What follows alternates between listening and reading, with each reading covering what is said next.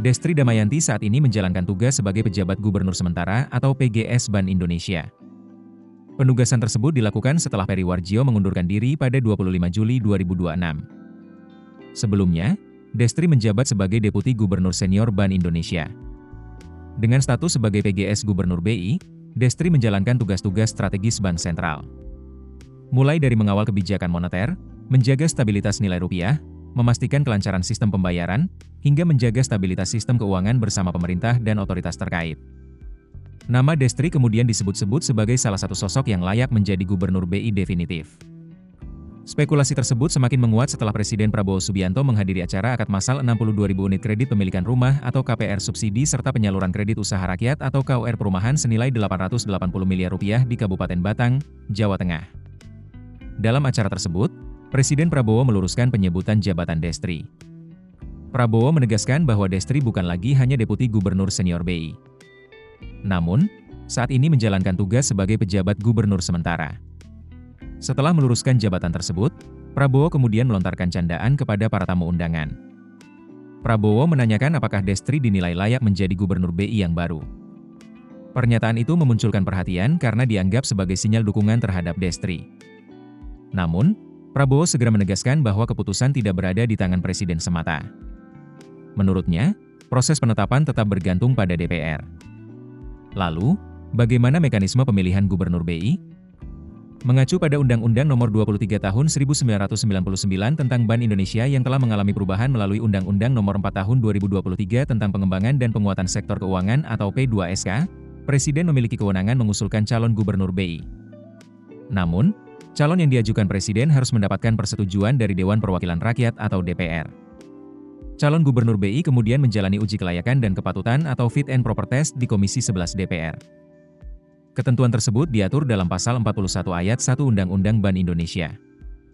Artinya, meskipun Presiden mengusulkan calon, penetapan Gubernur BI tetap memerlukan persetujuan DPR. Calon anggota Dewan Gubernur BI juga harus memenuhi sejumlah persyaratan. Pertama, harus merupakan warga negara Indonesia. Kedua, memiliki integritas, akhlak, dan moral yang tinggi. Ketiga, memiliki keahlian serta pengalaman di bidang ekonomi, keuangan, perbankan, atau hukum. Selain itu, calon harus memenuhi aspek independensi. Anggota Dewan Gubernur BI tidak boleh menjadi pengurus atau anggota partai politik ketika dicalonkan. Persyaratan tersebut penting karena Bank Indonesia merupakan lembaga negara yang independen. Gubernur BI memiliki masa jabatan selama 5 tahun. Seseorang dapat diangkat kembali untuk 1 kali masa jabatan berikutnya. Sebelum menjalankan tugas, anggota Dewan Gubernur juga wajib mengucapkan sumpah atau janji di hadapan Ketua Mahkamah Agung. Posisi Gubernur BI menjadi penting karena kebijakan Bank Sentral memiliki pengaruh besar terhadap perekonomian. Kebijakan moneter dapat memengaruhi stabilitas nilai tukar rupiah, inflasi, suku bunga, sistem keuangan, hingga kepercayaan investor. Karena itu, pasar kini menunggu siapa yang akan ditetapkan sebagai Gubernur BI definitif. Ekonom dari Departemen Ekonomika dan Bisnis Sekolah Vokasi Universitas Gadjah Mada, Yudhistira Hendra Pramana, menilai pelaku pasar tengah menunggu pengganti Peri Warjio. Pasar juga memperhatikan arah kebijakan yang akan dibawa Bank Indonesia. Bukan hanya dalam jangka pendek, tetapi juga dalam jangka menengah dan jangka panjang. Termasuk pelaksanaan Undang-Undang P2SK. Menurut Yudhistira, tidak ada persoalan secara hukum apabila BI turut mendukung pertumbuhan ekonomi. Namun, tujuan utama BI dalam menjaga stabilitas nilai rupiah tetap harus menjadi prioritas. Kebijakan BI dapat diselaraskan dengan kebijakan ekonomi pemerintah. Namun, stabilitas moneter tidak perlu dicapai dengan mengorbankan pertumbuhan ekonomi. Konsep tersebut disebut sebagai growth-friendly stability. Artinya, menjaga stabilitas sekaligus mendukung pertumbuhan ekonomi.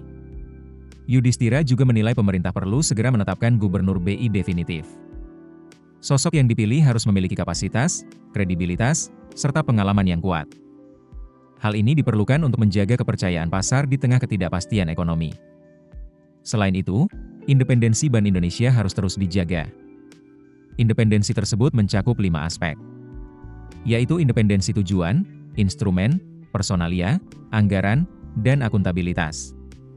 Independensi pada aspek instrumen, personalia, Dan anggaran dinilai penting agar BI dapat menjalankan kebijakan moneter tanpa intervensi pihak lain. Download aplikasi Kontan sekarang di App Store atau Play Store.